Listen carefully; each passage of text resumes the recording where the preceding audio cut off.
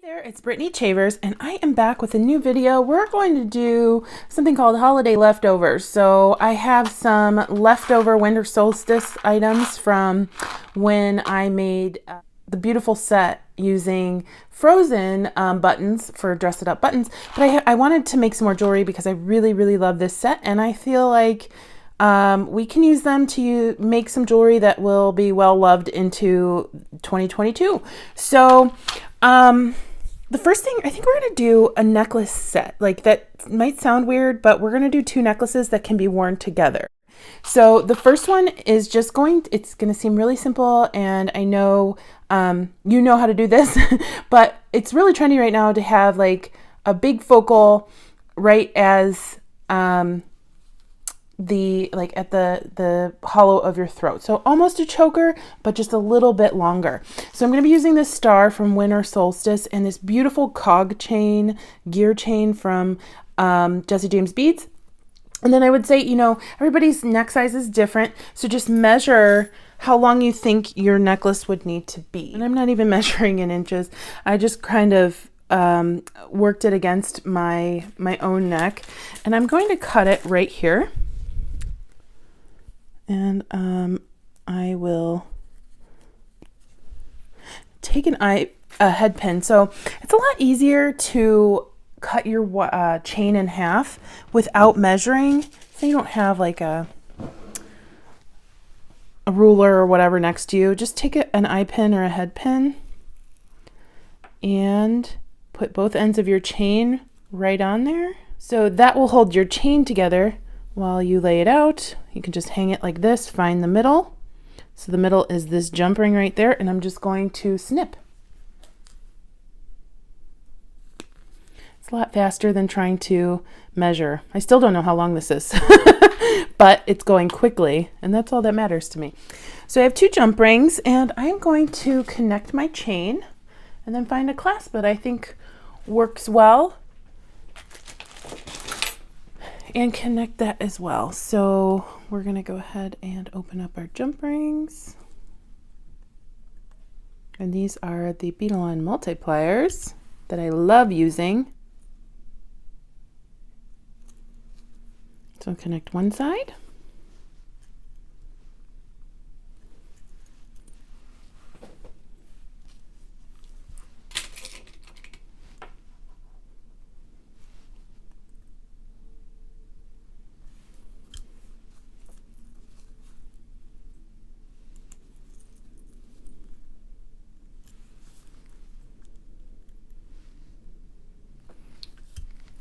So here is the first part of our necklace set. I'm just going to get a clasp. I'm using bead-on clasps and jump rings. There we go. Oh, I need to get one more jump ring out. But this will be our closure jump ring. It's a little larger, easier to grasp onto. And I always put the closure jump ring on the left-hand side of my necklace because I need my right-hand side to open the clasp. I'm right-handed. So if you're left-handed, it might be a little easier if you put the clasp on the left-hand side of the necklace. So I need a tinier jump ring to put my clasp on.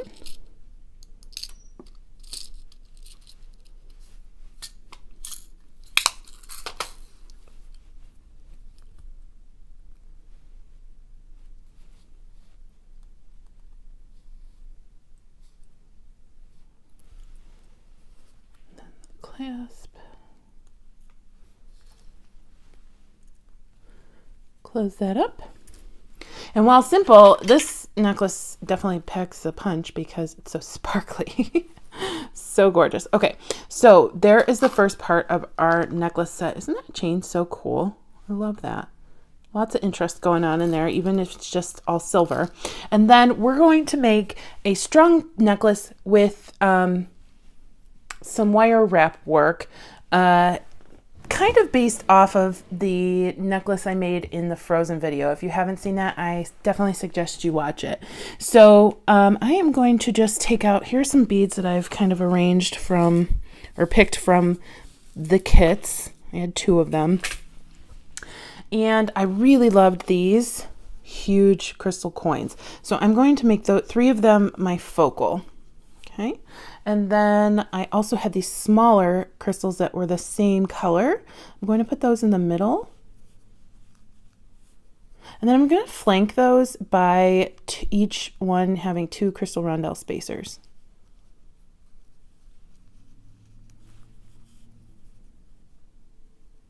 And this necklace is going to be just above or just below collarbones is the kind of length I'm going for. So we have a stacked look. And then even if you want to, you can make an even longer necklace or stack a couple of them. Next, I am going to take a couple more of these crystal rondelle spacers and put them outside these beads. And then I love these mermaid glass beads. And they're not just frosted glass, they're mermaid if they have that iridescent flash on the inside. So put those on the outside. We're going for lots of sparkle to match our little star necklace. And then we'll take a couple of these spacers, put them on either side. And then I love these sideways drilled faceted ovals. They're so cool. Put those on either side. A couple more spacers. And then some Shambhala beads. They're so sparkly. And then I'm going to check to see if I have any more of these spacers. I'm not sure. Remember, this is just leftovers, so it's kind of what's ever left. I'm sure I have some in a bead soup somewhere, but here we go.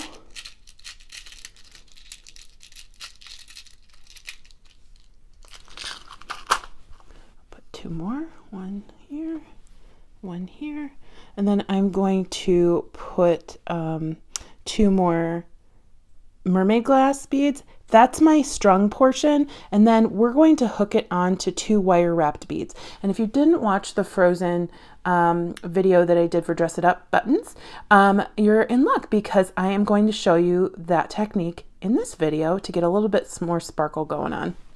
So in that video, I used these seed beads, crushed violet, and but you can use any purple or blue or really any kind of seed beads that you want. I'm going to spill out both colors right here. And then first I'm going to wire wrap both of these with into a loop, and I'm going to use 20 gauge wire. This is Beadalon German style wire. I'm going to wire wrap a loop. And we don't have to have too many wire wraps. It's just enough to completely secure this bead onto our wire. So there we have a loop, and I'm just going to hold that and come around with my fingers. You can use your pliers if you don't have as much finger strength. Some days I don't, so I tend to use my pliers. And then I'm just going to snip that off. Did about 3 wraps. 2.5 maybe. I'm going to slide on my really gorgeous bead here, just like that, and then we're going to copy that on the other side, and we're going to do that for both of these beads.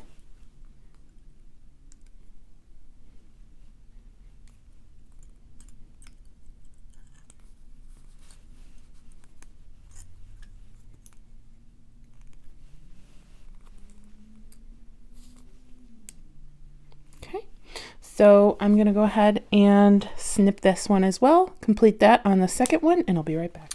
Next, I'm going to take some 26 gauge German style wire from Beadalon as well, and I'm going to feed on a bunch of these seed beads in a little pattern. You can do them randomly, but I'm just going to do 2 darker purple, 2 lighter purple, and then keep going until I feel I have enough beads on my wire.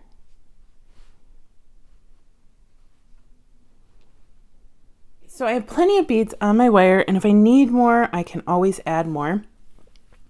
I am going to take my wire wrapped bead, and I'm going to come up here and start wire wrapping around the top, just like that, to get our wire secured onto our other wire.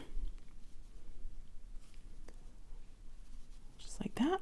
And then I'm going to slowly come down, and I'll trim that tail later.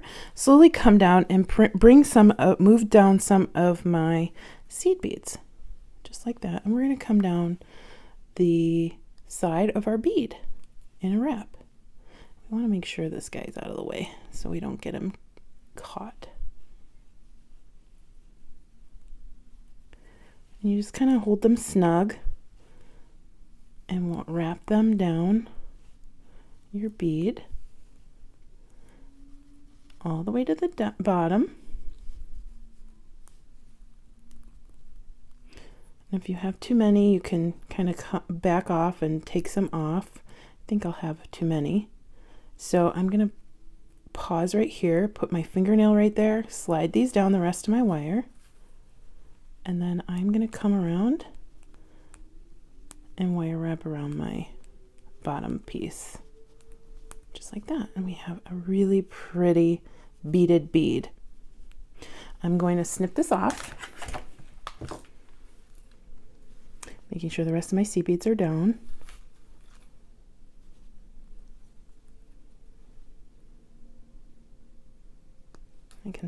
I can scooch that in a little bit later.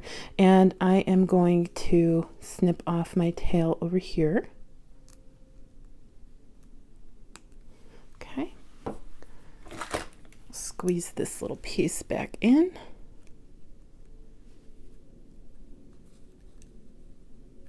There we go.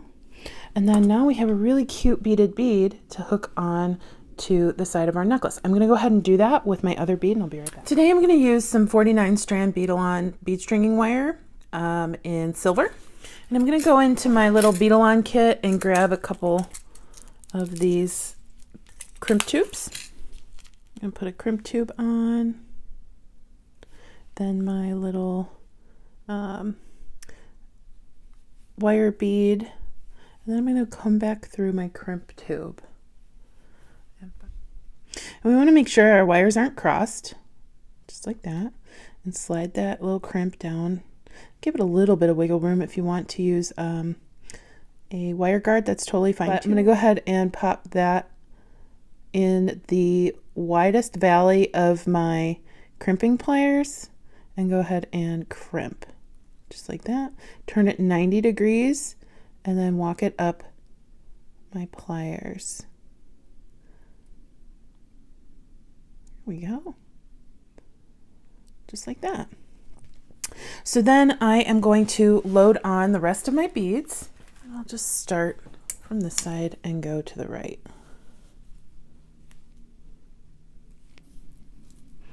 So we have the front of this necklace all beaded up. So sparkly, it's so pretty. And then I'm gonna do the exact same thing on this side. Put on my crimp bead, my crimp tube, thread on my wire wrapped bead, and then come back through my crimp. We want to make sure that the necklace is loosey-goosey. When we crimp here, we don't want to crimp in a straight line. You'll have problems with how the necklace lays. Then we want to check for gaps, making sure there aren't any huge gaps between any of the beads that will increase the amount of wire showing. I want to pull this down a little bit more. I'm not seeing any huge gaps, but if you do have them at the end, it's not the end of the world. You can always put on a bead cover, bead cap, a bead cover to a crimp cover to hide any extra wire. So I'm just going to do the exact same thing I did on the other side and crimp, and then turn 90 degrees. There we go. And then I will snip my tail.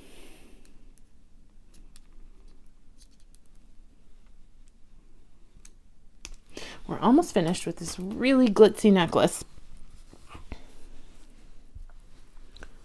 So there is our focal for this necklace, and here this one will nestle inside of it. It makes a really fun glitzy pair.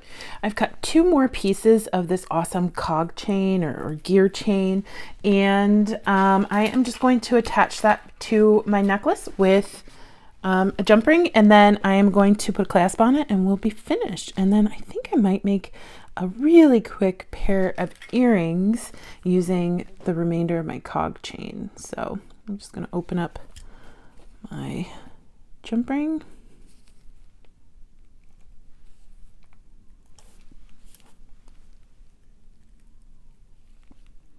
And I'll finish the necklace off like we did on the first necklace. Just put a large jump ring on one side. This necklace is double-sided, so it doesn't matter which side of the necklace I put it on this time. You can always add an extender to the back of the necklace if you want it to be adjustable.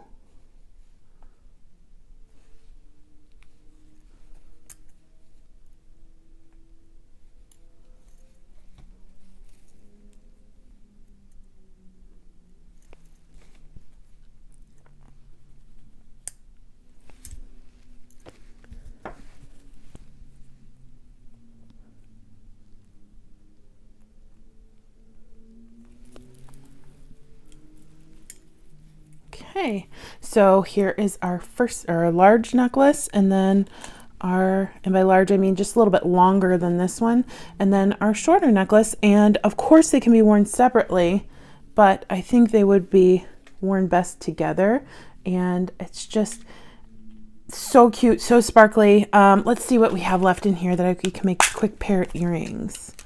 There's still a lot going on. Okay, so I have a little bit of my cog chain left. I'm going to cut it in half using that technique I showed you earlier.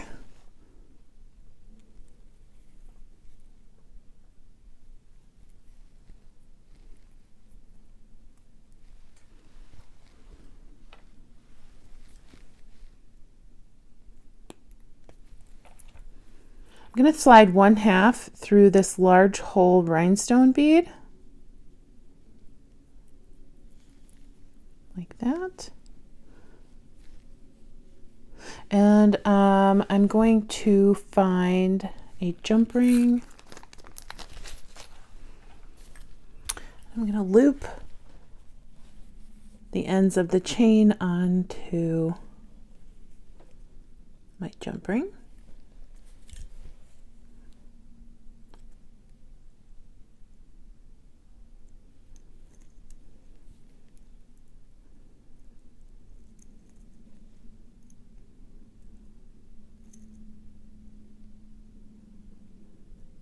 Like that. And we have a really fast and quick, cute little earring. Fun. And you can do a bead on top, but I think I'm going to stay with just the bead and the chain and add an ear wire.